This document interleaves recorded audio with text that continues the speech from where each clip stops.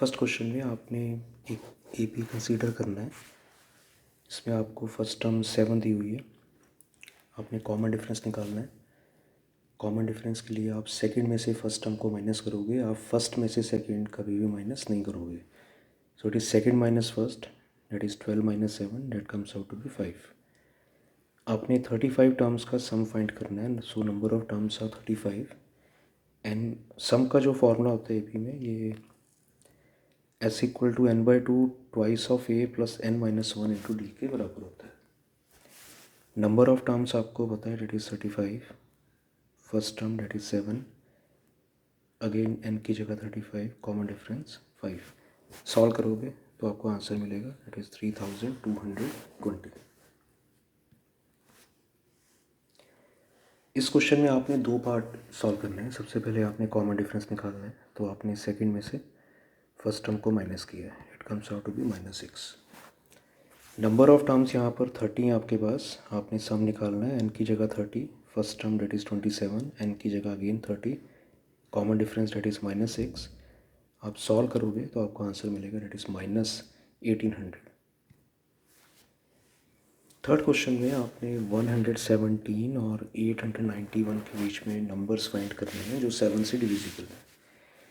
117 के बाद में जो फर्स्ट नंबर आ रहा है, डेट इज़ 119, ये 7 से डिवाइड हो रहा है।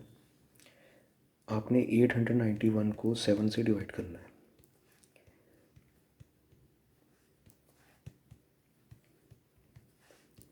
जब आप डिवाइड करोगे तो यहाँ पर आपको रिमाइंडर मिलेगा, that is 2। So 891 is not divisible by 7, but अगर आप 891 में से 2 माइनस करते हो तो 889 that is divisible by 7। So first term is 119, common difference is 7, और आपको nth टर्म यहाँ पर पता लग गई है, डेट इज़ 889। तो आपने a और d को फिल किया और यहाँ पर आपने सॉल्व करके n का वैल्यू फाइंड किया।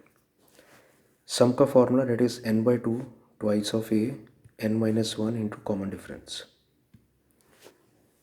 जब आप सॉल्व करोगे तो आपको आंसर मिलेगा, डेट इज़ 55,944। इसी क्वेश्चन को आप एक सेकंड मेथड से भी कर सकते हो, जो सम का फॉर्मूला है, that is 2a plus n-1 into D. यहाँ पर अगर आप n/2 कॉमन निकाल, मतलब n/2 एज इट इज़ रखो और 2a को आप लिख दो a plus n-1 D and again a। जो a प्लस n-1 डी होता है, ये nth टर्म होता है। सो it is n/2 and bracket में a प्लस en। तो इसका मतलब कि जब आपने सम निकालना है तो आप n/2 को मल्टीप्लाई करोगे, दैट इज़ फर्स्ट टर्म और लास्ट टर्म के सम से, तभी आपको सम मिल सकता है। फोर्थ क्वेश्चन में आपको फर्स्ट टर्म दी हुई है, दैट इज़ -2। आपने कॉमन डिफरेंस निकालना है, तो कॉमन डिफरेंस के लिए आपने सेकंड में से फर्स्ट टर्म को माइनस किया, सॉल्व करके आपको 4 मिल गया। आपने सम फाइंड करना है पहले 22 टर्म्स का, n की जगह 22, a की जगह -2, अगेन n की जगह 22, common difference that is 4। Solve करोगे 880। फिफ्थ क्वेश्चन में आपको फर्स्ट टर्म 9.2 दी हुई है।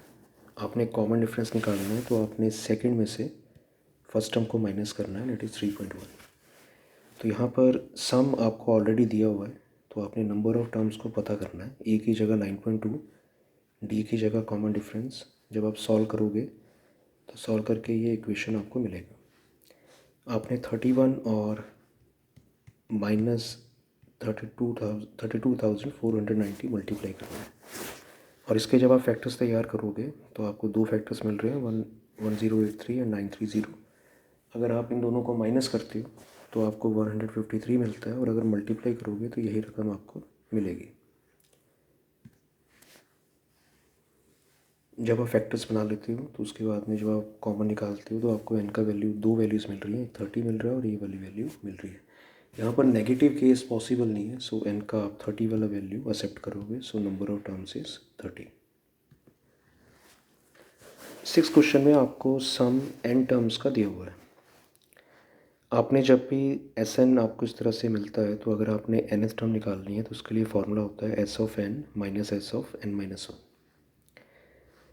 तो आपने nth टर्म का जो सम था उसको एज इट इज़ लिखोगे, माइनस जब आपने s of n minus one find करना है तो यहाँ पर 2n स्क्वेयर है तो वहाँ पर आएगा twice of n minus one का स्क्वायर, 3 इंटू एन है, it is 3 times n minus one.